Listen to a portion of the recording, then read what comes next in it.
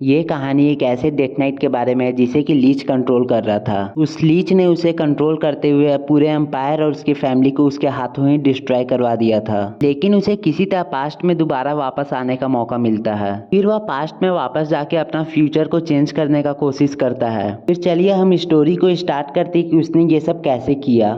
Story के starting में हमें एक अंडर को दिखाया जाता है जो कि एक आदमी को सिर से पकड़ के मारने वाला होता है। वहीं उसके पीछे हमें बहुत सारी अंडर की आर्मी को दिखाई जाती है जो कि इंसानों को बहुत बुरी तरह से मार रहे होते हैं। वहीं पे हमें एक बहुत बड़ा ब्लास्ट का सीन दिखाया जाता है जहाँ पे दो व्यक्ति आपस में फाइट कर रहे होते हैं। फिर उसमें से हमें एक आदमी के बारे में बताया जाता है जो कि अंपायर का सबसे ताकतवर व्यक्ति एओस रहता है, जो कि डेथ नाइट से फाइट कर रहा होता है। लेकिन डेथ नाइट के ज्यादा ताकतवर होने के कारण एओस फाइट में स्ट्रगल कर रहा होता है। डेथ नाइट एओस का सारा अटैक आराम से रोक ले रहा होता है। फिर अचानक से डेथ नाइट भी एओस पे अटैक कर देता है, जिसके रोकने के कारण वहाँ पे काफी ज्यादा बड़ा ब्लास्ट होता है। ब्लास्ट का धुआं हटने के बाद हमें दिखाया जाता है कि स्वार्सन का तलवार जमीन पे गड़ चुका होता है। फिर हमें एओस को दिखाया जाता है जो कि डेथ नाइट को कह रहा होता है कि तुमसे मुझे यही उम्मीद थी डेथ नाइट, क्योंकि तुम हेल के किंग हो। और ये बोलते के साथ वो धीरे धीरे वहां से गायब होने लगता है। फिर हमें वहां खड़े डेथ नाइट को दिखाया जाता है जिसका कि हेलमेट पे क्रैक आ चुका होता है, जिसके कारण वो हेलमेट नीचे टूट के गिर जाता है। वैसे ही हमें दिखाया जाता है कि डेथ नाइट के सिर में बहुत तेज दर्द होने लगता है, जिसके कारण डेथ नाइट नीचे झुक जाता है। फिर हमें उसकी रेड आई को दिखाया जाता है जो कि धीरे धीरे नॉर्मल होने लगती है और नॉर्मल होते के साथ ही उसकी सारी कॉन्सियसनेस वापस आ जाती है। फिर वह इधर उधर देखता है तो उसे विश्वास नहीं हो रहा होता है कि इतना तबाही मैंने किया है। फिर हमें बहुत तेजी से हंसने का आवाज आने लगता है। फिर हमें एक लीच को दिखाया जाता है जो कि हंसते हंसते कह रहा होता है कि आखिरकार मैंने इस एम्पायर को पूरी तरह से अपने हाथों से तबाह कर ही डाला। कहते हैं कि तुम अपना रिवेंज जितना लेट लगा के लेते हो उतना ही वो रिवेंज मीठा होते जाता है। पर आज मैं इस बात पे यकीन कर सकता हूँ क्योंकि मैं जब 1000 साल बाद अपना रिवेंज ले रहा हूँ तो मुझे बहुत ही अंदर से खुशी हो रही है। आखिरकार 1000 साल बाद मैंने इस एम्पायर को पूरी तरह से डिस्ट्रॉय कर ही डाला। फिर हमें दिखाया जाता है कि दो स्केलेटन किसी व्यक्ति को अपने कैद में रखे हुए होते हैं। फिर लीच कहता है कि मैं तुम्हें बता नहीं सकता कि मैं तुम्हें इस हालत में देख के कितना खुश हो रहा हूँ। और ये बोलते बोलते लीच काफी जोर जोर से हंसने लगता है। फिर हमें उस लीच के बारे में बताया जाता है जिसका कि नाम आर्क लिस्ट डोरोको होता है। फिर हमें एम्परर के बारे में बताया जाता है जो कि हेलिस एम्पायर के एम्परर रहते हैं, जिनका कि नाम हेलिड एलिड लाइट होता है,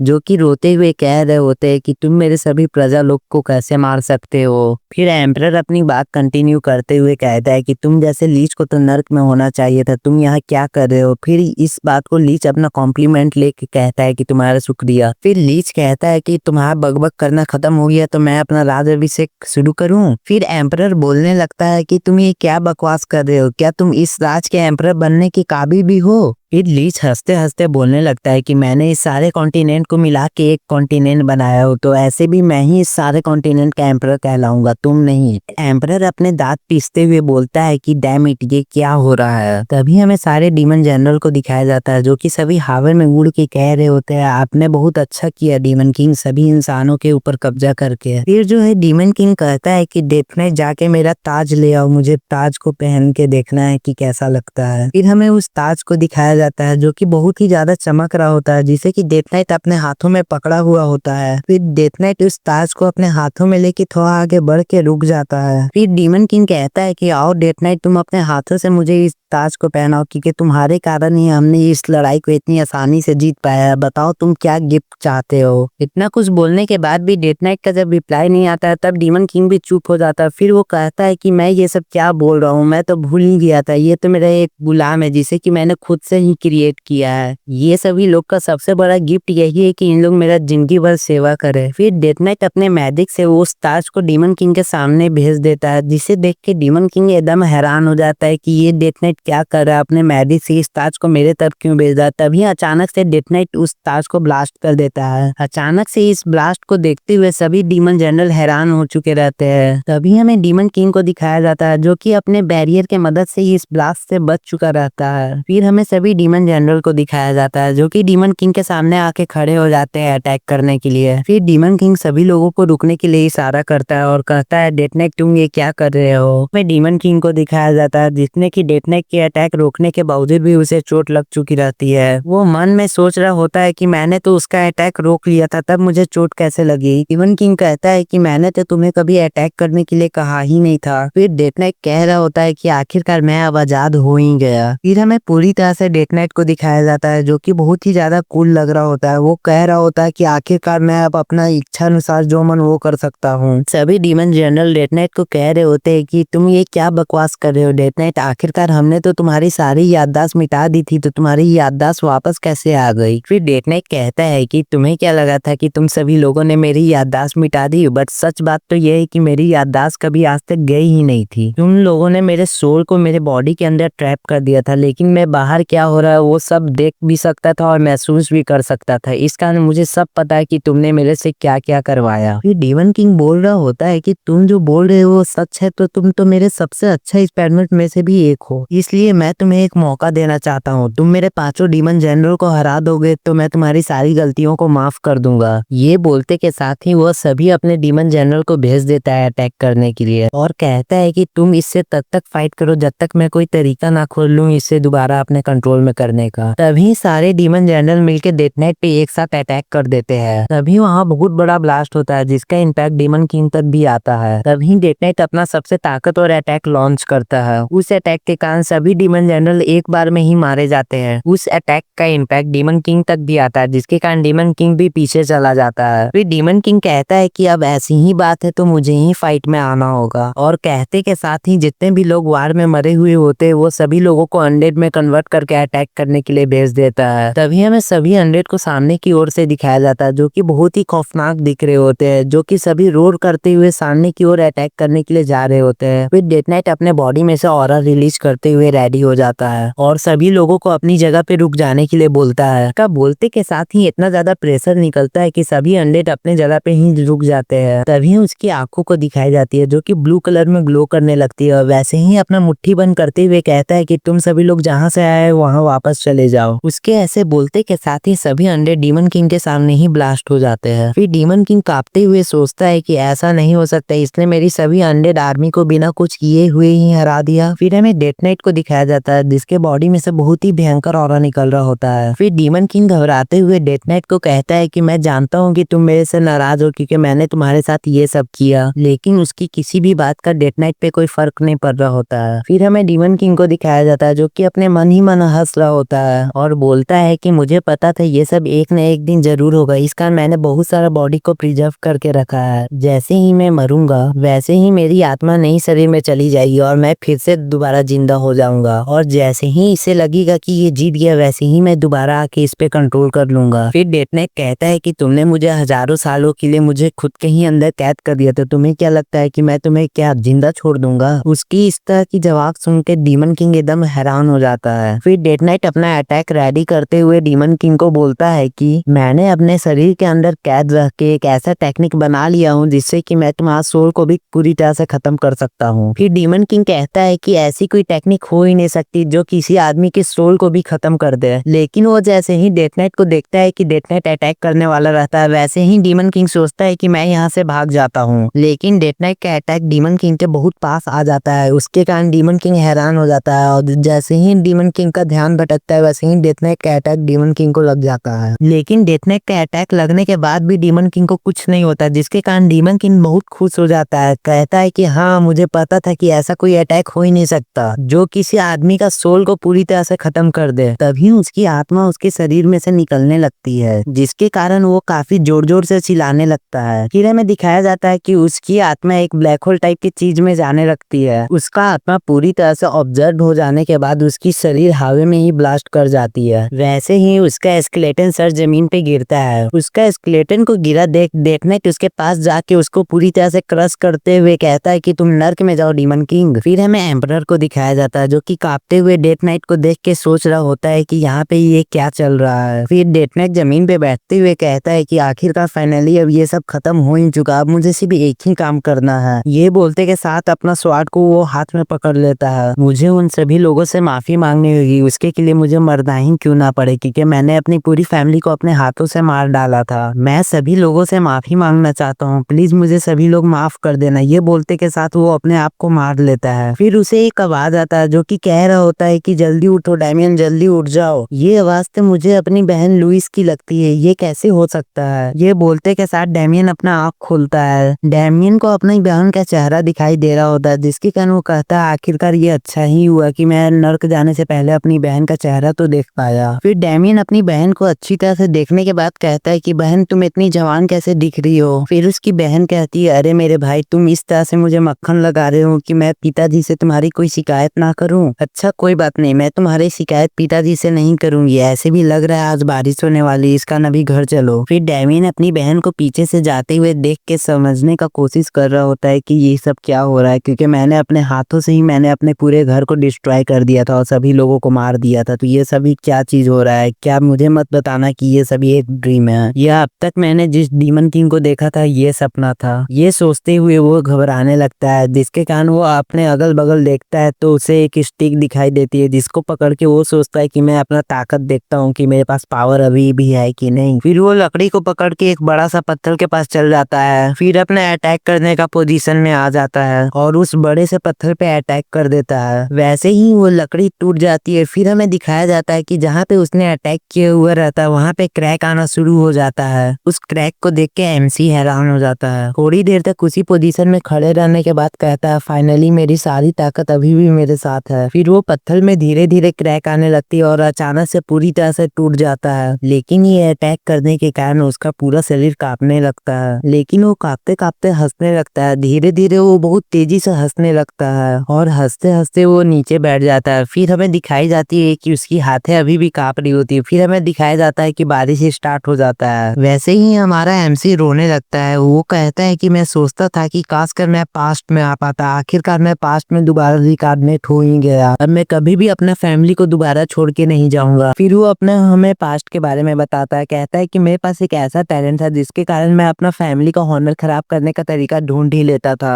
वहीं पे उसके पापा उसको डांटते हुए कहते हैं कि मैंने सुना है कि तुमने एक बार में जाके फाइट किया और तुम्हें उन सभी लोगों से माफी भी मांगनी पड़ी, तुम्हें शर्म नहीं आती क्या अपना फैमिली का नाम खराब करते हुए। फिर अपने पापा से डांट सुनकर वो अपने रूम में उदास होकर लेटा हुआ रहता है। तभी उसका छोटा भाई घबराते हुए आकर कहता है कि तुमने ये क्या कर दिया, तुमने उस लायन ब्लूम मर्चेंट के यंग मास्टर से फाइट किया था, तुम्हारी कारण हमारी बहन को उस यंग मास्टर के साथ जाना पड़ रहा है और ऊपर से तुमने अपनी बहन का जिंदगी भी बर्बाद कर दिया। सभी लोग तुमको सही ही बोलते, तुम्हारे पास टैलेंट है बट अपना फैमिली का नाम मिट्टी में मिलाने का और अपना फैमिली का जितना भी रेपुटेशन बना हुआ है उसको भी हटा देने का। फिर हमें एक और सीन दिखाया जाता है जिसमें कि उसकी मम्मी रोते हुए कह रही होती है कि तुम मुझे सिर्फ एक वजह बता दो जिसके कारण तुमने हमारी फैमिली प्रॉपर्टी पे लोन लिया था। और ये बोलते बोलते डैनियम की मम्मी पूरी तरह से रोने लगती है। फिर डैनियम कहता है कि मेरे पास ये भी टैलेंट है कि मैं पूरा अपना फैमिली का प्रॉपर्टी भी बेच देता हूँ। इसी टैलेंट के कारण मुझे अपना घर से ही बाहर निकाल दिया गया था। जैसे ही मैं घर से बाहर निकलने वाला रहता हूँ वैसे ही मेरी बहन मुझे रोक के कहती है कि तुम लास्ट बार ये मेरे से पैसे ले लो, ये तुम्हारी सफर में काम आएगा, अपने के लिए नहीं तो मेरी खुशी के लिए तो ले लो। फिर डैनियम बोलता है कि तुम सब जानते हुए भी मेरी मदद करना चाहती हो जबकि मेरे कारण ही तुम्हारा लाइफ हेल्प बन गया। फिर हमें दिखाया जाता है कि डैनियम का हाथ पैसा लेते समय कांप रहा होता है। अचानक से पैसा लेके घर से तेजी से निकल जाता है और जिस दिन मैं घर से भागा उस दिन मुझे ऐसा लगा कि मैं अपना फैमिली को हमेशा के लिए छोड़ के जा रहा हूँ। मुझे उस समय फर्स्ट टाइम एहसास हुआ कि गिल्टी और शर्म क्या चीज होती है। फिर वो अचानक से सोचता है कि मैं पास्ट में रिटर्न कैसे आ गया, शायद ये इसलिए तो नहीं कि मैं मरने से पहले सोच रहा था कि मैं अपनी फैमिली से मिलके माफी मांग पाता। फिर वो स्काई में देखते हुए कहता है कि शायद इसी को डिवाइन मेरिकल कहते हैं। उसको फिर अचानक से रियलाइज होता है कि उसका हाथ अभी भी अटैक करने के कारण कांप रहा होता है। जैसा कि मैंने सोचा था इस टाइप का टेक्निक अभी मैं फाइट में यूज नहीं कर सकता हूँ, लेकिन मेरे पास एक टेक्निक है जिसका कि मैं अभी फाइट में यूज कर सकता हूँ। उसका नाम वेब ब्रेकर है। उस टेक्निक का मदद से हम किसी भी अटैक का पावर को इंक्रीज कर सकते हैं। ये टेक्निक मुझे एक नाइट को मारने के बाद मिला था। और सॉरी गाइज, मैं आप सभी लोगों को बताना भूल गया कि हमारे एमसी के पास टैलेंट कॉपी करने का भी एबिलिटी है। तभी उसे एक आवाज सुनाई देती है, फाइनली आप मुझे मिल गए यंग मास्टर। तभी हमें एक मोटे से बच्चे को दिखाया जाता है जिसको देख के एमसी सोचता है कि शायद ये हमारा सर्वेंट है। तभी उसका नाम याद करते हुए बोलता है कि तुम्हारा नाम वेक्टर है क्या। तभी वेक्टर बोलता है कि यंग मास्टर आपको यहाँ कुछ काम था, लेडी लुइस आपको घर आने के लिए बोली थी तो अभी तक आप आए नहीं, तो मुझे आपकी फिक्र होने लगी, इस कारण मैं आपको देखने चला आया और पेट्रियाज आपसे बहुत नाराज है। तो डैनियम बोलता है कि मैंने क्या किया। तभी वो बोलता है कि आपको सही में नहीं पता आपने क्या किया। डैनियम हैरानी से बोलता है कि नहीं, मुझे नहीं पता। फिर हमारा सीन शिफ्ट होता है विस्काउंट के हाउस पे। वहां से हमें काफी तेज चिल्लाने की आवाज सुनाई देती है, तुम बास्टर, मैं आज तुम्हें छोड़ूंगा नहीं। तभी हमें दिखाया जाता है कि विस्काउंट स्वार्ड लेके एनसी पे अटैक कर देते हैं, जिसे कि डैनियम साइड हट के डॉज कर लेता है, जिसके कारण उसके पापा और नाराज हो जाते हैं। तभी वो दोबारा एमसी की तरफ अटैक करने के लिए बढ़ने लगते हैं। वैसे ही उनकी वाइफ और उनकी बेटी उन्हें आके पकड़ लेती है और फिर वो बोलते हैं कि तुम्हें पता भी है कि तुमने क्या किया है। तुम एक बार में जाके वहाँ सभी से फाइट करते हो और वहाँ के सभी सामान को तोड़ देते हो। तुम्हारे कारण हमारे पूरी फैमिली का नाम मिट्टी में मिल रहा है। आज मैं तुम्हें नहीं छोड़ूंगा। लेकिन एनसी को रिलीफ फील हो रहा होता है कि मैं अपने फादर से दोबारा डांट खा रहा हूँ और मैं इस टाइम पे रिटर्न आया हूँ जब मुझे बाहर से निकाल दिया गया था। तभी हमें उसके पेरेंट्स के नाम के बारे में बताया जाता है। उसका पापा का नाम ऑसबॉर्न होता है और उसकी मम्मी का नाम मैरिल्डा होता है और उसकी बहन का नाम लुइस होता है। तभी अचानक से एमसी बोलने लगता है कि मैं आप सभी लोगों को बहुत याद करता था। इस टाइप का जवाब सुन के उसके पेरेंट्स हैरान हो जाते हैं। तभी उसके पेरेंट्स कहते हैं तुम क्यों रो रहे हो डैमियन, अब तुम्हारा रोने का क्या कारण है? ऐसे भी तो तुम बहुत मतलबी हो और तुम अभी क्या बहाना बनाना चाहते हो, जल्दी से मुझे बताओ। तभी डैनियम कहता है कि मेरे पास कोई बहाना नहीं है। तभी उसके पापा बोलते हैं कि हाँ हाँ हाँ, मुझे पता था कि तुम्हारे पास कोई बहाना नहीं होगा। वैसे ही अचानक से हैरान होते हुए बोलते हैं क्या तुम्हारे पास सही में कोई बहाना नहीं है? तुम हमेशा कोई ना कोई बहाना या झूठ बोल के अपने आप को बचाने का कोशिश करते हो। डैनियम कहता है कि मुझे पता है मेरे कारण आप सभी लोगों को बहुत सफर करना पड़ता है। मेरे गलती के कारण विस्काउंट का नाम खराब हो जाता है। ये सब जितने भी मैंने काम किया है ये सब मेरी गलती के कारण हुआ है। इसमें कोई बहाना बनाने का मुझे जरूरत नहीं है। मैं आप सभी लोगों से माफी मांगना चाहता हूँ। तभी उसके पापा बोलते हैं तुम्हें पता भी है कि तुम क्या बोल रहे हो? तुम्हें क्या लगता है कि मैं ये सब बात को ऐसे ही जाने दूंगा?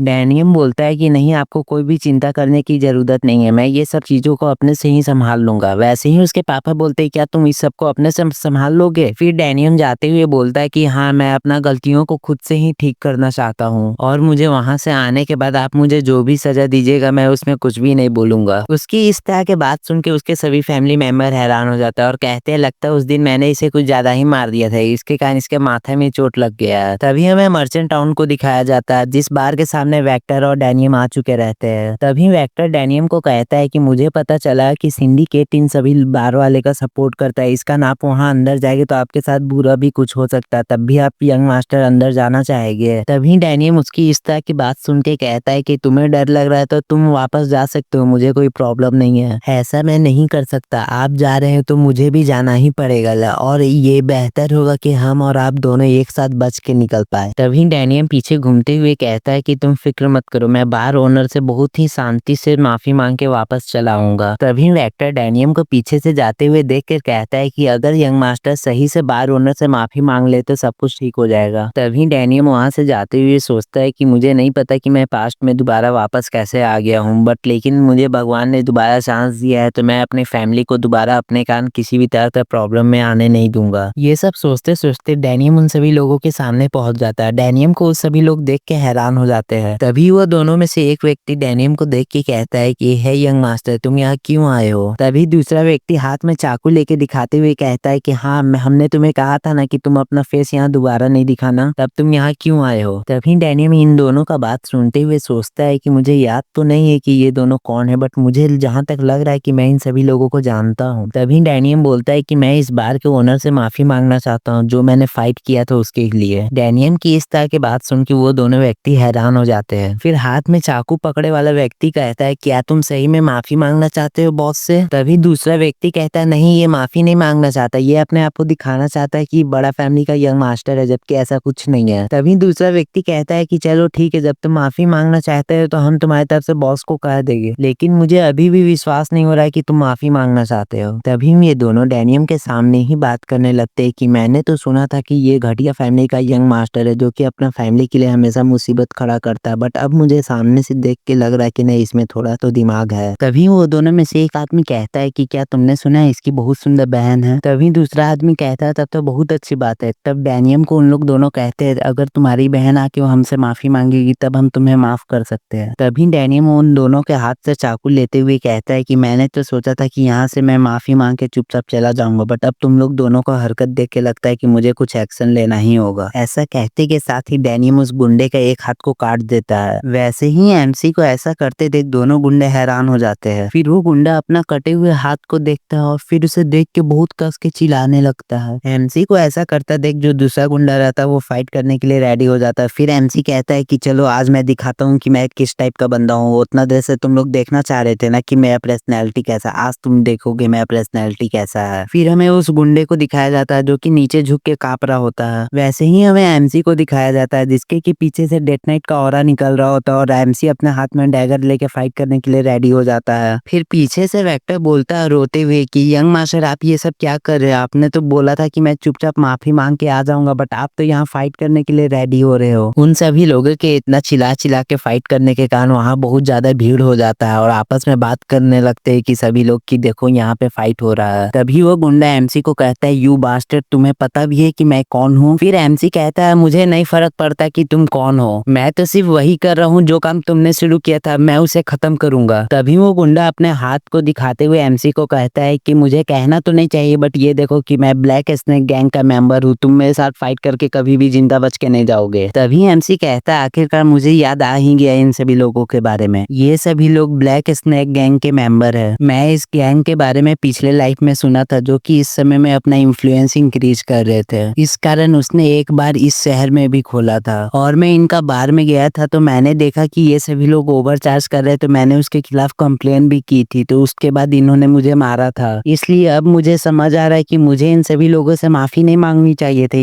इस सभी लोगों को मेरे से माफी मांगनी चाहिए थी। ये बोलते बोलते एमसी बहुत कस कस के हंसने लगता है। तभी वो गुंडा कहता है तुम हंस क्यों रहे हो, मैंने तो कोई मजाक नहीं किया। ये बोलते के साथ वो फाइट करने का पोजीशन में आ जाता है और कहता है कि ये तो बिल्कुल नहीं सोचना कि तुम कोई फैमिली के यंग मास्टर हो तो मैं तुम्हें ऐसे ही छोड़ दूंगा, और ऐसा कहते के साथ अटैक कर देता है। वैसे ही एमसी उसका अटैक साइड में होते हुए डॉज कर लेता है और उसका पैर में हल्का सा पैर मार के उसे गिरा देता है। इसके कारण उस गुंडे के सिर में बहुत तेजी से चोट लगती है जिसके कारण वो गुंडा बेहोश हो जाता है। फिर एमसी इन सभी लोगों को मारने के बाद खड़ा ही था, वैसे ही पीछे से आवाज आता यू बास्टर्ड तुमने कैसे मेरे साथियों को मारा। उन सभी लोगों का इस तरह के बात सुन के एमसी पीछे मुड़ के देखता है तो हमें दिखाया जाता है कि 4-5 लोग आपस में बात कर रहे होते हैं कि ये लगता है दूसरा ऑर्गेनाइजेशन का बंदा है जो कि हमारे एरिया में आके ट्रेवल कर रहा है। तभी वो सभी गुंडे लोगों का लीडर सामने आके कहता है कि तुम कौन ऑर्गेनाइजेशन से बिलोंग करते हो और तुम हमारे एरिया में आके फाइट क्यों कर रहे हो। तभी एमसी कहता है कि मैं कोई भी ऑर्गेनाइजेशन से बिलोंग नहीं करता, मैं तो सिर्फ यहाँ माफी मांगने आया था। फिर मुझे अचानक से रियलाइज हुआ कि माफी तो उन सभी लोगों को मेरे से मांगनी चाहिए थी, उन सभी लोगों ने मेरे से अचानक फाइट करना स्टार्ट कर दिया था। मैं ये सभी बातों का बार के ओनर से कंप्लेन करना चाहता हूँ, प्लीज तुम मुझे ये बार के ओनर के पास ले चलो। तभी वो गुंडे का लीडर कहता है कि मुझे नहीं पता कि तुम क्या बकवास कर रहे हो, लेकिन तुम मेरे एरिया में ही आके तुम मेरे ही गुंडे लोग को मार के यहाँ से सही सलामत तो नहीं जाओगे। ये बोलते के साथ वो सभी लोगों को एमसी की ओर अटैक करने के लिए भेज देता है। उन सभी लोगों को अपनी ओर आते हुए देख के एमसी एक लंबा सा सांस लेता है और फिर उन सभी लोगों की ओर अटैक करने के लिए बढ़ जाता है और उन सभी लोगों को एक एक अटैक में ही सभी लोगों को नॉकआउट कर देता है। ये देखते हुए गुंडे का लीडर डरते हुए कहता है कि ऐसा नहीं हो सकता, इसने तो सभी लोगों को एक एक अटैक में ही हरा दिया, और वो सभी लोग कस-कस के चिल्ला रहे होते हैं। तभी एमसी कहता है कि मेरा स्टेमिना अभी बहुत कम है क्योंकि मैं अभी से ही हाफने लगा। तभी वह गुंडा एमसी की इस तरह की पावर को देखते हुए कहता है कि मुझे माफ कर देना, अभी भी हम बैठ के बात कर सकते हैं। फिर एमसी कहता है क्या बात कर सकते हैं, तुमने अटैक नहीं किया रहता है तब मैं भी तुमसे बात ही करता, लेकिन जब तुमने फाइट स्टार्ट किए तो उसका अंत मैं करूंगा। ऐसा बोलते के साथ एमसी उसके पीछे भागने लगता है और वो गुंडा रोते रोते कहता है कि प्लीज मुझे माफ कर देना। तब भी एमसी उसे माफ नहीं करता और उसे पकड़ लेता और पकड़ के उसे फिर जान से मार देता है। तभी हमें उस बार के अंदर का सीन को दिखाया जाता है जहाँ सभी लोग एंजॉय कर रहे होते हैं। वहीं पे एमसी उस आदमी को लेके आ जाता है जो कि कह रहे होते कि मैंने इसे कमजोर समझने की भूल कर दी। उसका ऐसा कहते के साथ ही बार में सभी लोगों के सामने ही एमसी उसे मार देता है, जिसके कारण बार में एक पल के लिए सभी लोग हैरान हो जाते हैं। फिर वैसे ही एमसी अपने फेस को बहुत ही खतरनाक तरीके से क्लीन करता है। उसका ऐसा करते के साथ ही बार से सभी लोग भाग के बाहर जाने लगते हैं। तभी एमसी कहता है कि जैसा कि मैं चाहता था कि बार को मैं पूरी तरह से खाली कर दिया, अब मुझे यहाँ फाइट करने में कोई भी प्रॉब्लम नहीं होगी। सॉरी गाइस, लेकिन मैं पूछना चाहता था कि मैं इसे एमसी बोलूं कि डैनियम बोलूं। फिलहाल तो इस वीडियो में मैं कंटिन्यू एमसी एमसी से ही करूंगा, लेकिन आप लोग चाहते हैं कि मैं इसे डैनियम बोलूं तो आप लोग मुझे कमेंट में एक बार सजेस्ट कर दीजिएगा गाइज, मैं इसे अगले वीडियो से फिर डैनियम बोलूंगा। तभी बार का ओनर बाहर आते हुए कहता है कि सभी लोग यहाँ पे हल्ला क्यों मचा रहे हैं। तभी वह अगल बगल देखता है तो पूछता है कि सभी लोग यहाँ से कहाँ गए, बार अचानक से पूरी तरह से खाली कैसे हो गया। फिर हमें उसका नाम बताया जाता है जो कि आंड्रे स्वामी रहता है। तभी एमसी उस बार के ओनर को देखते हुए कहता है, अच्छा तुम ही इस बार के ओनर हो, वैसे तुम उन सभी गुंडे लोगों को खोज रहे होगे तो मैं उन सभी लोगों को पहले ही मार चुका हूँ। तभी आंड्रेस कहता है, क्या ऐसा हो ही नहीं सकता कि तुम अकेले उन सभी लोगों को मार दो, और तुम होते कौन हो कि तुम किसी के भी बार में आके फाइट करने लगे। तभी एमसी कहता है कि मेरा नाम डैनियम है। तभी वो बोलता है कि तुम्हारा मतलब कि तुम हैक्सन विस्काउंट फैमिली से हो। तभी एमसी कहता है, हाँ मैं हैक्सन विस्काउंट फैमिली से हूँ और मैं यहाँ फाइट करने नहीं आया था, मैं तो तुमसे माफी मांगने आया था। तभी वो बार का ओनर कहता है कि तुम किस बारे में बात कर रहे हो, मुझे तो ऐसा कुछ भी नहीं पता। फिर एमसी बताता है कि यहाँ सभी लोगों से ओवर चार्जिंग की जा रही थी, इस कारण मैंने उसके खिलाफ कंप्लेन की है, तो तुम्हारे आदमियों ने मुझे बहुत ही मारा और मुझे यहाँ से मार के बाहर निकाल दिया, जिसके कारण सभी लोग मुझे पियक्कड़ और ट्रबल मेकर समझने लगे। इसी कारण मुझे और मेरी परिवार को बहुत सारे प्रॉब्लम को फेस करनी पड़ी, इसलिए मैं चाहता हूँ कि तुम मुझसे माफी मांगो। फिर वो बार ओनर एमसी का फैमिली का मजाक उड़ाते हुए कहता है कि क्या तुम होनर और डिग्निटी खोने की बात कर रहे हो, लेकिन ये दोनों तो तुम्हारे फैमिली में पहले से ही नहीं थी, या फिर मैं बूढ़ा हो गया इस कारण मैं समझ नहीं पा रहा हूँ। फिर वो एक क्रीपी सा स्माइल देते हुए कहता है कि लगता है मैंने सही ही सुना है कि हैक्सन विस्काउंट फैमिली के पास ना ही होनर है ना ही कोई डिग्निटी, फिर तुम इस दोनों चीज को खोने की बात कैसे कर दे रहे हो। उसकी इस तरह की बात सुन के एमसी पूरी तरह से शांत हो जाता है। तभी वो बार ओनर एमसी पे चिल्लाते हुए कहता है, तुम बेवकूफ, तुम्हें क्या लगा कि तुम मुझसे माफी मांगने के होगे तो मैं तुम्हारे से माफी मांग लूंगा, तुम्हारा तो कोई उतना बड़ा फैमिली भी नहीं कि मैं तुमसे कोई माफी मांगू। तुम अपना घटिया डायलॉग कहीं और जाके मारना, जो तुमने मेरे बिजनेस का नुकसान किया उसका भरपाई करो और चुपचाप यहाँ से निकलो। तभी एमसी कहता है, अच्छा ऐसा बात है, अगर तुम मेरे से माफी मांग लेते तब मैं तुम्हें माफ भी कर देता, लेकिन चलो अगर तुम इसी तरह से मेरे साथ खेलना चाहते हैं तो इसी तरह से सही। फिर क्रीपी सा स्माइल देते के साथ बार ओनर की तरफ ऊपर में जंप करके अटैक कर देता है। जैसे ही एमसी बार ओनर के नजदीक डैगर लेके पहुंचने वाला था, वैसे ही एमसी के ऊपर कोई अटैक कर देता है और उस अटैक को रोकने के कारण एमसी को अपना डैगर आगे करना पड़ता है। फिर एमसी अपना मन में कहता है, इसका अटैक तो सही में बहुत ही ज्यादा पावरफुल है। वैसे ही एमसी जमीन पे आ जाता है। फिर वो बार ओनर उस आदमी को कहता है कि मुझे पता था सर, आप मुझे बचाने जरूर आओगे। वहीं पे एमसी कह रहा होता है कि मुझे यकीन नहीं होता है कि मैं तुम्हारे जैसे व्यक्ति को यहाँ पे देखूंगा। फिर तुम बताओ, एक नाइट होते हुए वे यहाँ पे क्या कर रहे हो। तभी हमें उस नाइट को दिखाया जाता है जिसका कि नाम नाइट टेड होता है, जो कि बहुत ही खतरनाक तरीके से एमसी को देख रहा होता है। फिर हमें नाइट के पावर के बारे में बताया जाता है। जो नाइट बनना स्टार्ट करता है उसे ट्रेनी कहते हैं, और जो नाइट बनने वाला रहता है उसे अप्रेंटिस नाइट कहते हैं, और उन सभी में जो सबसे पावरफुल होता है उसे ऑफिशियल नाइट कहते हैं। और आप ऑफिशियल नाइट का पावर का अंदाजा इसी बात से लगा सकते हो कि ऑफिशियल नाइट एक अटैक में 50 मॉन्स्टर को हरा सकते हैं। तभी वो बार ओनर हंसते हंसते कहने लगता, हाँ तुमने सही समझा, ये अप्रेंटिस नाइट है, वो भी ये ब्लैक स्नैक गैंग के मेंबर में से एक है, ऊपर से ये बॉस के सबसे नजदीकी नाइट में है। ब्लैक स्नैक गैंग के बॉस इस पर बहुत ही ज्यादा बिलीव करते हैं। और मैं तुम्हें इसके बारे में एक और बात बता दूं, ये जब भी फाइट में आता है इसका ओपोनेंट मर ही जाता है, इसका बच के ही रहना। तभी एमसी उसका मजाक उड़ाते हुए कहता है कि क्या तुम सिर्फ अप्रेंटिस नाइट हो। हाँ, जैसा कि मुझे लगा था, जब तुमने मेरे ऊपर अटैक किया तो वही समय मैं समझ गया था कि तुम एक अप्रेंटिस नाइट हो, क्योंकि तुम्हारा ऑरा बहुत ही कमजोर था। तभी टैड अपने मन में सोचते हुए कहता है कि इसने मेरे ऑरा को महसूस कैसे कर लिया, मैंने तो अपना ऑरा को हाइड करके रखा था। ये सोचते के साथ टैड एमसी की तरफ बहुत ही खतरनाक तरीके से देखने लगता है। तभी एमसी कहता है कि मुझे समझ नहीं आ रहा कि तुम जैसा अप्रेंटिस नाइट यहाँ क्यों काम कर रहा है, तुम किंगडम में रहते तो तुम खुद ही कुछ समय के बाद नाइट बन जाते। अच्छा, अब मुझे समझ आ गया कि तुम यहाँ क्या कर रहे हो, तुम्हें कंफर्म किंगडम से निकाल दिया होगा क्योंकि तुम नाइट नहीं बन सकते होगे, क्योंकि जिस व्यक्ति के पास नाइट बनने का टैलेंट नहीं रहता उसे किंगडम से निकाल दिया जाता है, मतलब कि तुम मेरे के लिए ज्यादा बड़ा प्रॉब्लम नहीं हो। तभी वो बार का ओनर टैड को कहता है कि सर टैड, आप इसे मारने का कितना चार्ज लीजिएगा, क्योंकि मैं अपने बार में इसे ज्यादा समय तक हंगामा करने नहीं दे सकता। तभी वो नाइट एमसी की तरफ अटैक करते हुए कहता है कि मैं इस सब के बारे में बात बाद में करूंगा, पहले मैं इसे मार दूं, उसके बाद हम दोनों आराम से बैठ के बात करेंगे। जैसे ही उसका स्वाड एमसी को लगने वाला होता है, वैसे ही एमसी उसे पीछे हटकर डॉज कर लेता है। फिर हमें दिखाया जाता है जिस जगह पे नाइट ने अटैक किया रहता है वहाँ का जमीन टूट जाता है। तभी वो एमसी पे कंटिन्यू अटैक करने लगता है और एमसी उसका सारा अटैक को डॉच करते हुए कहता है कि इसका स्किल अप्रेंटिस नाइट से बहुत ही अच्छा है, लेकिन इसका मूवमेंट बहुत ही ज्यादा स्लो है, बट इसका स्वाट का सभी अटैक बहुत ही ज्यादा शार्प है। फिर एमसी पीछे हटते हुए बोलता है कि लेकिन मैं इसे फाइट करते करते मेरा सभी स्टैमिना खत्म हो चुका है, इसलिए मुझे इस फाइट को ज्यादा लंबा नहीं खींचना होगा, एक ही अटैक में मुझे इसे हराना होगा और मैं इसे हराने के बाद सबसे पहले अपना स्टैमिना इंक्रीज करूंगा। तभी में नाइट गुस्साते हुए कहता है कि तुम मेरे सभी अटैक से बच रहे हो ना, तो अभी इस अटैक से बच के दिखाओ। ये बोलते के साथ नाइट अपना सीक्रेट टेक्निक से अटैक कर देता है। वैसे ही एमसी कहता है मुझे भी इसे हराने के लिए इसी की तरह कोई टेक्निक से अटैक करना होगा। ये बोलते के साथ सीन पास्ट में चला जाता है। वहाँ पे हमें एक असैसिन को दिखाया जाता है जो कि एक व्यक्ति को मारते हुए कह रहा होता है कि तुम नर्क में जाओ। फिर वो असैसिन उसको मारते हुए कह रहा होता है कि मुझे तो लगता है कि मैं दुनिया की सभी इंसानों को मार दूं, लेकिन मैं सभी लोगों को मार दूंगा तब मेरे खेलने का मजा खत्म हो जाएगा। फिर हमें उस असैसिन के बारे में बताया जाता है जिसको कि master of the blade of death कहते हैं और उसका नाम फैंटम होता है। वैसे ही हमें दिखाया जाता है कि उस असैसिन के सामने डेथ नाइट खड़ा होता है। फिर वो असैसिन डेथ नाइट को कहता है कि अभी मेरा मूड बहुत अच्छा है, तुम मरना नहीं चाहते हो तो यहाँ से भाग जाओ, नहीं तो मैं तुम्हें मार दूंगा। लेकिन उसका ऐसा कहने के बाद भी डेथ नाइट अपने जगह से हल्का सा भी नहीं हिलता है। फिर वो असैसिन कहता है लगता है तुम मेरे बारे में नहीं जानते हो, आज मुझे एक और व्यक्ति का जान लेना होगा, लेकिन तुम अपना मन से मरना चाहते हो तो मैं तुम्हें अपना सीक्रेट टेक्निक से मारूंगा। इस सीक्रेट टेक्निक से मैं किसी भी आदमी के शरीर के अंदर पानी किस तरह से फ्लो हो रहा है मैं उसे देख सकता हूँ। इसके कारण मुझे किसी भी आदमी को मारने में कोई भी तरह से प्रॉब्लम नहीं होता है। जब से मैं इस लेवल पे पहुंचा हूँ तब से मैं किसी से भी नहीं हारा। ये बोलते के साथ वो अपना secret technique blade of death से अटैक कर देता है। फिर वो हमें अपना टेक्निक का एक और खासियत बताता है, मैं किसी लकड़ी की मदद से भी इंसानों को बीचों बीच काट सकता हूँ। ये बोलते के साथ वो डेथ नाइट को बीचों बीच काटते हुए उसके पीछे आ जाता है। फिर वह कहता है कि जब मैंने कहा था कि तुम्हें यहाँ से भाग जाने के लिए तभी तुम्हें यहाँ से भाग जाना चाहिए था, बेकार में तुम यहाँ आके मर गए। ये बोलते के साथ वो जैसे ही पीछे देखता है वो देखता है कि उसका बॉडी आपस में ज्वाइंट हो रहा है। उसको देख के वो हैरान हो जाता है और कहता है मैंने तो इसका बॉडी को हाफ पार्ट में स्प्लिट कर दिया था, फिर ये ज्वाइंट कैसे हो गया, मुझे नहीं बताना कि ये एक अनडेड है। ये बोलते के साथ जैसे ही वो असैसिन डेथ नाइट की आंखों में देखता है वो डेथ नाइट उसी का टेक्निक उसी पे यूज कर देता है, जिसके कारण वो असैसिन अपनी जगह से हिल नहीं पाता और डेथ नाइट अपने हाथों से ही उसे बीचों बीच काट देता है। और वो असैसिन मरते मरते भी पूछता है कि तुमने मेरी टेक्निक को कैसे कॉपी किया। फिर हमारा सीन उस नाइट पे शिफ्ट हो जाता है जिसे कि एमसी ने मार दिया होता है और वो नाइट मरते मरते भी कह रहा होता है कि तुमने मुझे कैसे मार दिया। फिर एमसी उस आदमी की ओर देखते हुए कहता है कि मैंने अपने पूरा पावर से अटैक किया था तब भी मैं इसे बीचों बीच नहीं काट पाया, लेकिन मैं जिसे भी मारता हूँ मरने से पहले जरूर पूछता है कि तुमने मेरे ही टेक्निक से मुझे कैसे मारा। लेकिन अफसोस की बात है कि मैं उन सभी लोगों को बता नहीं सकता कि जब मैं डेथ नाइट था तब मैं किसी के भी एबिलिटी एक बार में देख के कॉपी कर सकता था, ऐसा मेरा एबिलिटी था। इसलिए जब मैं पास्ट में वापस आया तो वो सभी एबिलिटी अभी भी मेरे साथ थी। ये सब बात एमसी अपने हाथ में एक डैगर को लेके सोच रहा होता है। फिर हमें बार का ओनर को दिखाया जाता है जो कि बहुत ही बुरी तरह से डर रहा होता है क्योंकि एमसी ने अप्रेंटिस नाइट को एक ही अटैक में हरा दिया होता है। फिर वो कांपते हुए नीचे झुक के बोलने लगता है कि प्लीज यंग मास्टर हैक्सन आप मुझे माफ कर दीजिए, मेरे से बहुत ही बड़ी गलती हो गई और मैं उस गलती का भरपाई करने के लिए आपको ये सब देना चाहता हूँ, प्लीज आप इसे मना नहीं कीजिएगा। फिर एमसी उन सभी पैसों को देख के कहता है कि मैं इन सभी पैसों के लिए इसे मना भी नहीं कर सकता क्योंकि ये सभी पैसे मेरे फैमिली को बिल्ड करने में काम आएंगे और ऊपर से अभी मेरी फैमिली फाइनेंशियल प्रॉब्लम भी फेस कर रही है। ये सोचते के साथ एमसी कहता है ठीक है मैं इन सभी चीजों को रख लूंगा। उसकी इस तरह की बात सुन के बार ओनर रिलीफ हो जाता है। फिर एमसी पीछे घूम के वेक्टर को कहता है वहाँ क्यों छुपे हुए हो, यहाँ और यहाँ सभी सामान को पैक करो। वैसे ही वेक्टर गेट के पीछे से निकल के कहता है यस यंग मास्टर मैं आता हूँ। फिर वेक्टर उन सभी पैसों को थैले में रखते हुए एमसी को देख के सोच रहा होता है कि मैंने यंग मास्टर को अपनी आंखों से फाइट करते नहीं देखता तो मुझे भी विश्वास नहीं होता कि यंग मास्टर इन सभी लोगों को हराए है। मुझे तो लगा था कि यंग मास्टर अंदर गया है तो वो पिटाई खा के वापस आई गया, इस कारण मैं उन्हें बचाने के लिए आया था। लेकिन जब मैंने यंग मास्टर की स्वाट टेक्निक देखी तब मैं खुद ही हैरान हो गया कि यंग मास्टर ने ऐसी स्वाट टेक्निक कहाँ से सीखी है क्योंकि उन्होंने एक ही अटैक में अप्रेंटिस नाइट को हरा दिया था। वैसे ही हमें दिखाया जाता बार का ओनर एमसी को बाहर छोड़ने आया था और उसे जाते हुए देख कहता है कि आप दोबारा जरूर आइएगा और अपना ख्याल रखिएगा। फिर वेक्टर एमसी को कहता है कि यंग मास्टर मैंने इतना सा पैसा अपनी पूरी लाइफ में नहीं देखा था और बार ओनर उन दोनों को जाते हुए देख के वो किए हुए होता है और मन ही मन कह रहा होता है कि आज जो तुमने मेरे साथ किया मैं इसका दुगना तिगुना बदला तुमसे लूंगा। दूंगा। तुम्हारे जाते के साथ ही मैं ब्लैक स्नेक गैंग के बॉस को सभी चीज बता दूंगा, फिर वे तुम्हें और तुम्हारी फैमिली को नहीं छोड़ेंगे।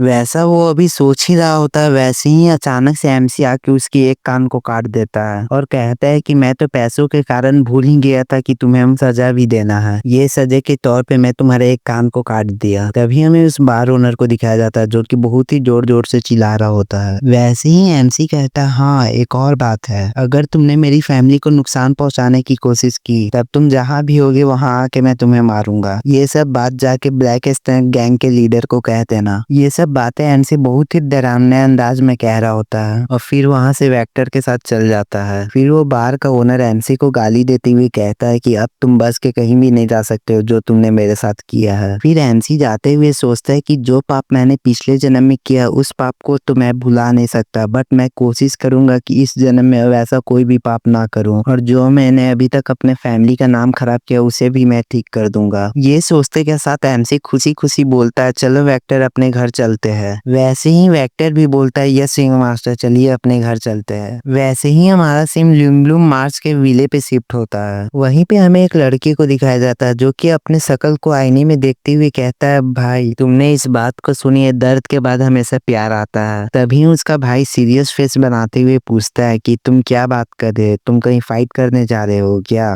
फिर वो पीछे घूमते हुए अपना भाई को कहता है, नहीं मैं फाइट करने नहीं जा रहा हूँ, मैं अपना प्यार ढूंढने जा रहा हूँ। और ये सब बात वो बहुत ही ज्यादा डिस्कस्टिंग सा फेस बना के बोल रहा होता है।